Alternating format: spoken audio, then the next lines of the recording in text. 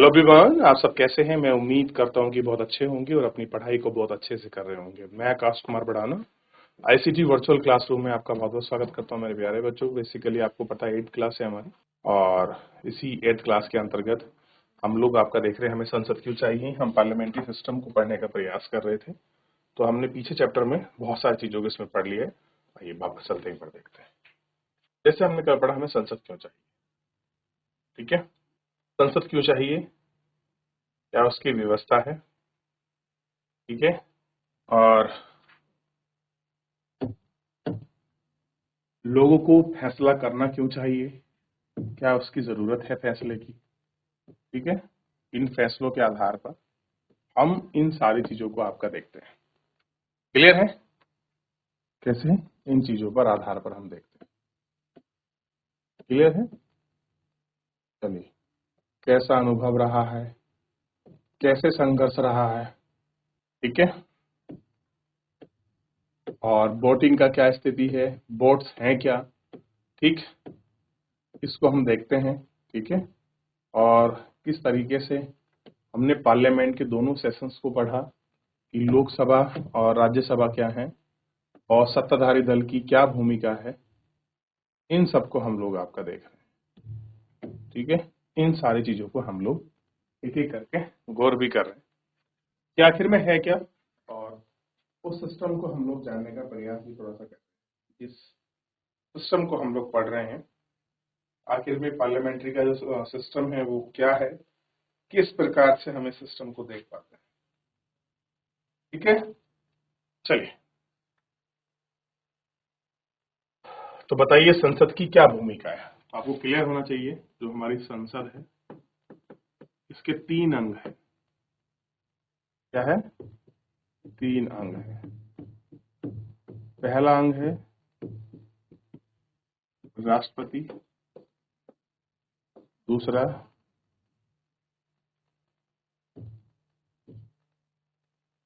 राज्यसभा और तीसरा है लोकसभा।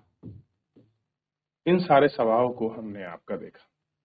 क्लियर, और उनको देखकर हमने आपका बात भी की। क्लियर है, और इनको हम लोग एक एक करके बड़े अच्छे से हम लोग इनको देख चुके। क्लियर है, ये राष्ट्रपति क्या है, राज्यसभा क्या है, कैसे कैसे तरीके हैं, किन किन चीजों को हम कैसे इनको देख सकते हैं, समझ सकते हैं। ठीक है, और कैसे कैसे इन पे बोर्ड दिए जाते हैं। पहले पूरे देश में आपका चुनाव होता है, किसका, संपूर्ण देश में लोकसभा का चुनाव होता है। फिर 545 सीटों पर चुनाव कराते हैं। 272 प्लस में जिनकी सीटें आएंगी उनके पास क्या होता है, आपका बहुमत होता है। और यही जो आपके बहुमत है, ये बहुमत दल का जो आपका नेता है वो आपका पीएम बनता है। इसको मुखिया कहते हैं, बहुमत दल के नेता को मुखिया यानी कि पीएम कहा जाता है। इसी के द्वारा ही ये सारी चीजें तय होती हैं, निर्धारित होती हैं। क्लियर है, राष्ट्रीय सरकार का जो चुनाव है वो आपका होता है। किस किस प्रकार की चुनाव है, कैसे आप देख सकते हो, कार्यपालिका क्या है। ठीक, इन सब चीजों का ठीक देख लिया, याद रहेगा इतना, या तो कोई डाउट, कोई क्वेरी किसी प्रकार का। अब देखिए, केंद्रीय सचिवालय में 2 प्रमुख इमारतें हैं। एक का नाम साउथ ब्लॉक है, 2 इमारतें, साउथ ब्लॉक और दूसरी है आपका नॉर्थ ब्लॉक। इनका निर्माण 1930 के दशक में किया गया था। बाईं ओर साउथ ब्लॉक है, बाईं ओर जिसमें प्रधानमंत्री कार्यालय है, रक्षा मंत्री और विदेश मंत्री का दफ्तर है। दाएं तरफ नॉर्थ ब्लॉक है जहां वित्त मंत्रालय और गृह मंत्रालय स्थित है। केंद्र सरकार अन्य मंत्रालयों में नई विभागीय इमारतें स्थित है। कैसे है, नए नए विभाग बनने, नए नए मंत्रालय बनने, आप इनको देख सकते हैं। राज्यसभा मुख्य रूप से देश में राज्यों का प्रतिनिधि का काम करती है। तो राज्यसभा का मेन फंक्शन क्या है, जो राज्य हैं उनमें देश के राज्यों का प्रतिनिधित्व करती है राज्यसभा। ठीक है, आप कहते हैं सर लोकसभा भी तो राज्य का, देश का प्रतिनिधित्व, तो लोकसभा देश का प्रतिनिधित्व कर रही है और राज्यसभा राज्य का, क्योंकि और राज्यसभा के जो विधायक हैं वो ही राज्यसभा के सदस्यों को चुनकर भेजते हैं। इस बेसिस पर हम कह रहे हैं किसी विधेयक को कानूनी रूप से लागू करने की जरूरत नहीं है, उसे राज्यसभा में मंजूरी मिल चुकी हो। इस प्रकार राज्यसभा में बहुत महत्वपूर्ण भूमिका होती है। संसद का सदन लोकसभा द्वारा पारित किए गए कानूनों की समीक्षा करता है और आगे जरूरत पड़ी तो उसे संशोधन करता है। लोकसभा सदस्यों की चुनाव राज्यों की विधानसभाओं पर निर्वाचित हो करता है। राज्यसभा में 233 सदस्य निर्वाचित होते हैं। 12 सदस्य राष्ट्रपति की ओर से मनोनीत किए जाते हैं। कैसे हैं? राष्ट्रपति की तरफ से हम इनको मनोनीत करते हैं। तो कुछ ऐसे सदस्य हैं जो आपके निर्वाचित होते हैं, कुछ सदस्य हैं जिनको हम लोग मनोनीत करते हैं। तो ठीक है, तो निर्वाचित और मनोनीत दोनों प्रकार के सदस्यों को हम इसमें देखते हैं।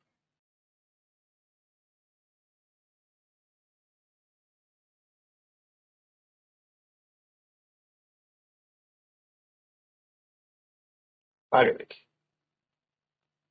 सरकार को नियंत्रित करना और मार्गदर्शन देने की जिम्मेदारी। जब संसद का सत्र चल रहा है तब उसे सबसे पहले प्रश्नकाल होता है। तो जब शुरू होता है सबसे पहले क्या होता है? प्रश्नकाल। और यह व्यवस्था है, इसके माध्यम से संसद सरकार के कामकाज के बारे में जानकारी हासिल करते हैं, जिसके जरिए संसद कार्यपालिका को नियंत्रित करती है। सवालों के माध्यम से सरकार को उसकी खामियों के प्रति अवगत कराती, भाई क्या कमी है।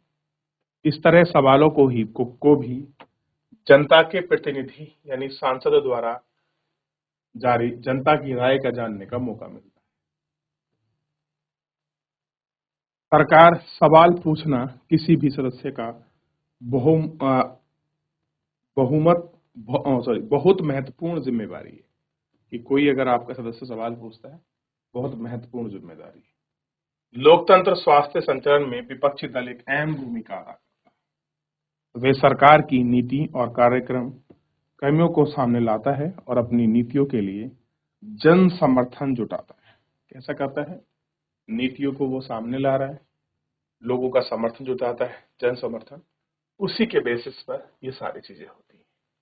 आप देखते होंगे कि जब चलते ही पार्लियामेंट तो पहले क्वेश्चन आवर होता है, लोग अपने अपने प्रश्न पूछते हैं कि मान्यवर मैं जानना चाहता हूं कि हमारी सरकार उत्तराखंड में हुए बाढ़ आपदाओं के बारे में क्या क्या कार्य कर रही है, उसके समन को लेकर किस प्रकार का कार्य किया है, किस प्रकार की समन्वय प्रणाली को अपना रहे हैं, वहां के क्षेत्रों को डेवलपमेंट करने, वहां के लोगों को आर्थिक सहायता देने के लिए सरकार ने क्या क्या प्रयास किए हैं या क्या क्या को कार्य करे हैं, मेरे को अवगत कराएं।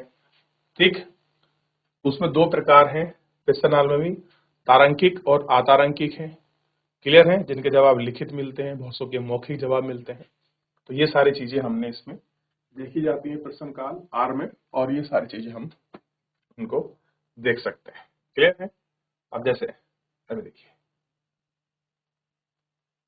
संसद में पूछे गए एक प्रश्न का उदाहरण है, लोकसभा अतारांकिक, मैंने बात की ना तारांकिक प्रश्न यानी कि जिनके जवाब मौखिक दिए जाते हैं, अतारांकिक जिनके जवाब लिखित मिलते हैं। संख्या 48, दिनांक 15 दिसंबर 2017 को उत्तर के लिए बच्चों के लिए योजना के समेकिशन में कि दिसंबर 2017 में उत्तर के लिए कि बच्चों के लिए क्या योजना चलाए जा रहे हैं, उसके जवाब। तो 48, डॉक्टर मनोज कुमार राजौरिया क्या महिला बाल विकास कार्यक्रम मंत्री ये बताने की कृपा करेंगे। तो ये सवाल किससे है? महिला एवं बाल विकास मंत्री से सवाल पूछा जा रहा है। पहला सवाल क्या है? क्या सरकार को देश के बच्चों के लिए विभिन्न योजनाओं और नीति के समेकिशन पर विचार किया है? यदि हाँ, तो तत्संबंधी ब्यौरा क्या है? अगर आपने कोई योजना बनाई है और है तो उसका ब्यौरा दीजिए, यदि नहीं है तो इसके क्या कारण है। आपने कोई चीजें बनाई है तो बनाइए, तो बताइए क्यों बनाई है, क्या इसका इम्प्लीमेंट कैसे करेंगे, और नहीं है तो क्यों नहीं बनाई है, उसका कारण दीजिए। अब उन्होंने सवाल पूछा है तो उस सवाल का जवाब दिया है उत्तर में, और उत्तर दे रहे हैं कौन? महिला एवं बाल विकास मंत्री राज्य डॉक्टर वीरेंद्र कुमार। कैसे गया तक मंत्रालय में राष्ट्रीय बाल विकास कार्यक्रम योजना 2016 विकास किया गया है, जो ज्यादातर विभिन्न मंत्रालयों, विभाग और योजना कार्यक्रम पर आधारित है। इन मंत्रालयों और विभाग में राज्य सरकार संघ सरकार के प्रशासनिक अभिसरण और समन्वय के रूप में देखते हैं। बच्चों को भयामी कामकाजी दूरी, हितधारकों और सामूहिक कार्यवाही को प्रोत्साहित करती है। राष्ट्रीय बाल कार्यक्रम 2016 अधिकार प्राथमिक 4 क्षेत्र है। एक है उत्तर जीवित स्वास्थ्य पोषण, दूसरा है आपका शिक्षा विकास कार्यक्रम, तीसरा है संरक्षण, चौथा है भागीदारी वर्गीकृत और रणनीति कार्यक्रम के लिए और योजनाओं के लिए और नीति हितधारकों के लिए। ये सारे चिंता जताती है। तो ये सारे चिंता है, ठीक है। और इन सारे कारणों से ये सारी चीजें इसमें हमें देखी जाती है। तो सवाल कैसा पूछा गया है और उस सवाल का उत्तर किस आधार पर मिला आप देख सकते हैं। तो आतारंकी का मतलब जिनके प्रश्न के जवाब आपके लिखित में आंसर मिले। क्लियर है?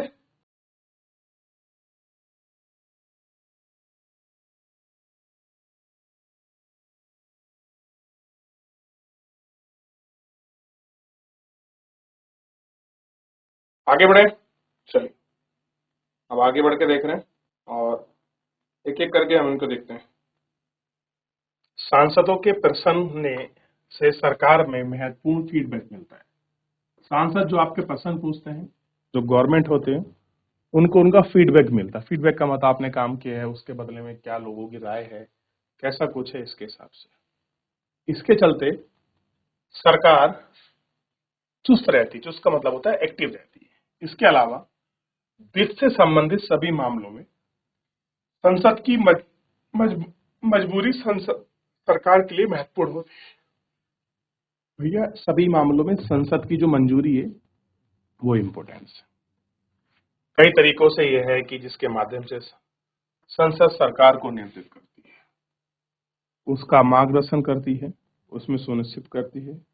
प्रतिनिधियों के रूप में संसद को नियंत्रित, निर्देशित और सूचित करने के लिए सांसदों को एक अहम भूमिका होती है और ये भारतीय लोकतंत्र का एक मुख्य आयाम है। कैसा है? मुख्य जो आयाम है वो इम्पोर्टेंस है और ये आपको देखना है। क्लियर है? तरुण बन गया।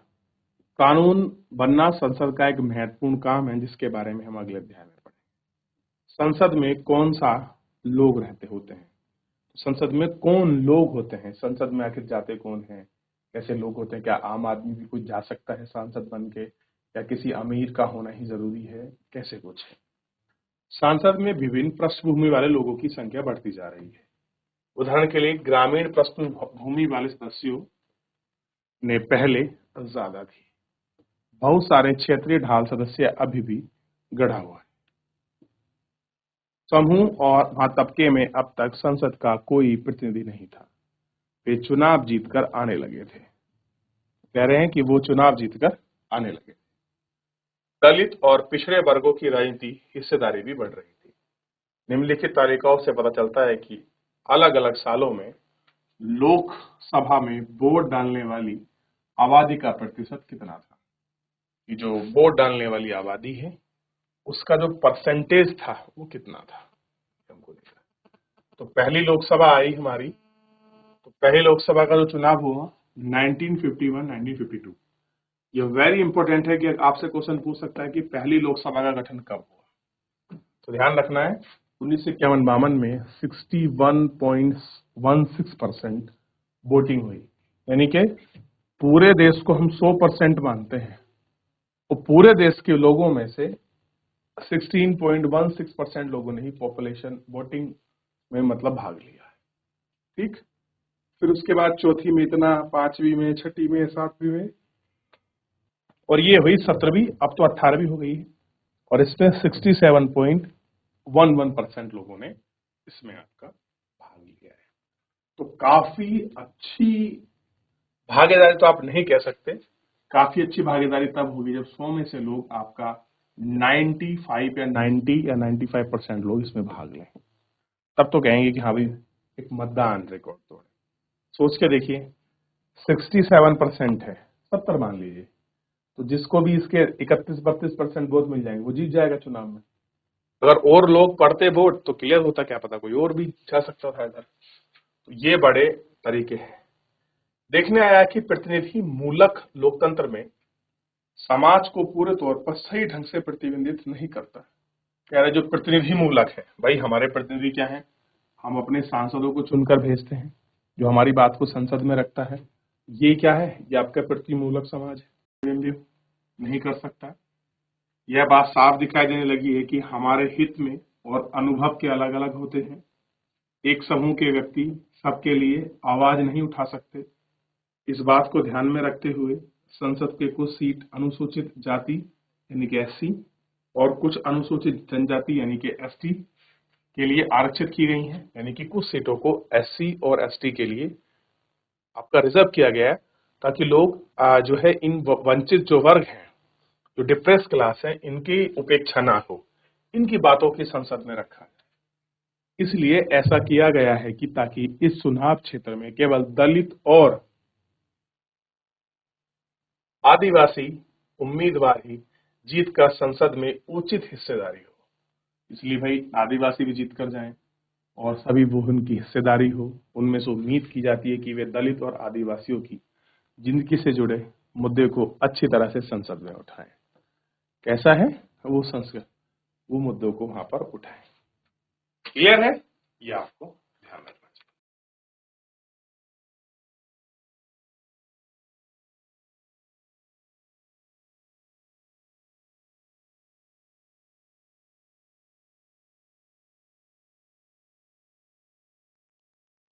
अब देखिए, इस प्रकार हाल ही में महिलाओं के लिए भी सीटों के आरक्षण की बात पेश की गई है।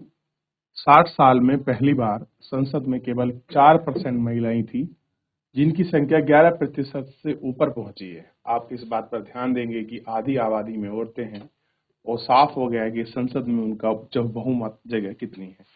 अब बात की है 33% आरक्षण की कि भैया जितनी भी हमारी लोकसभा की सीटें हैं या विधानसभा की, सब में महिलाओं के लिए 33% आरक्षण की बात की गई है। क्लियर है? चलिए, तो अब महिलाओं के लिए हम 33% आरक्षण की बात करें। तो फिलहाल आज के इस लेक्चर में इतना ही, मिलेंगे नेक्स्ट लेक्चर में। धन्यवाद।